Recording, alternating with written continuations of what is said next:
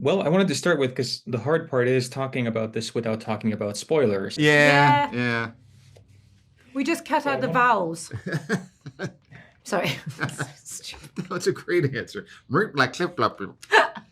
What do you got? We'll do our best. I'll try as well. I wanted to start because Juliet keeps finding herself at a position where she always has to be digging herself out of something, or she's like every time she gets up somewhere, she gets torn down. But then this time it's a mental situation as opposed to a physical one. And I wanted to ask Graham about like the process of like writing this because it's a little bit different from the books where she is right now.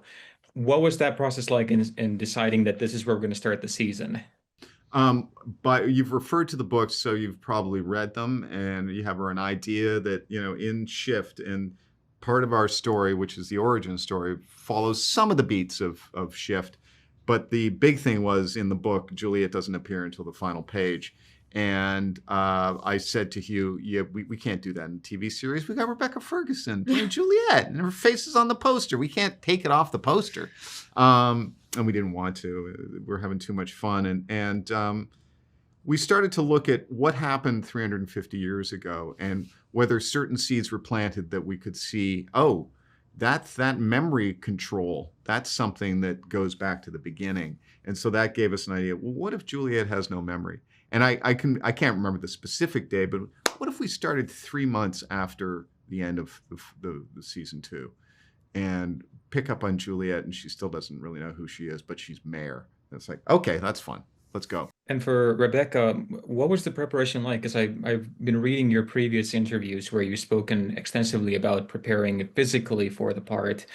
How about for now, where Juliet is in a position where her innate nature clearly wants to keep going and pushing forward, but there's this constant skidding in place. What was the preparation like for that? I think I did so much preparation for Juliet for season 1 that I called it kicking her into action. Like I had certain movements and things I would do with her that there was nothing to prepare because all I needed was to be true to the embodiment of Juliet. You just have to put a dress and heels on and it will be uncomfortable. She's already uncomfortable. The less I prepare and stick to the mindset of Juliet, but the idea that she doesn't remember, the DNA of her will keep questioning what is happening. Why am I not feeling correct? I hear what you're telling me, but something is off. And just leaning into the offness is what she had to do all the time. Wait, I had a memory. I had a dream. No. Don't interrupt me. There's something here. So it was fun. It was a great start to season 3 for me. Like such a good arc. I'm autistic myself, and I realize that this is probably not an intentional part of it, but the performance made me feel very seen because that there is that kind of a sense of like everybody's talking about something, but I don't understand what that is, and everybody's expecting something from me, and I want to keep moving. I thought it was very well placed in a way that I could feel myself on screen. That makes That's me cool. so happy. When I talked about creating the character, I talked to someone who also has autism, some form of something, and we talked a lot about that. It's not an outsideness for this person. It was a safety within in the. We would describe it as someone, the introvertness, there was a free zone there.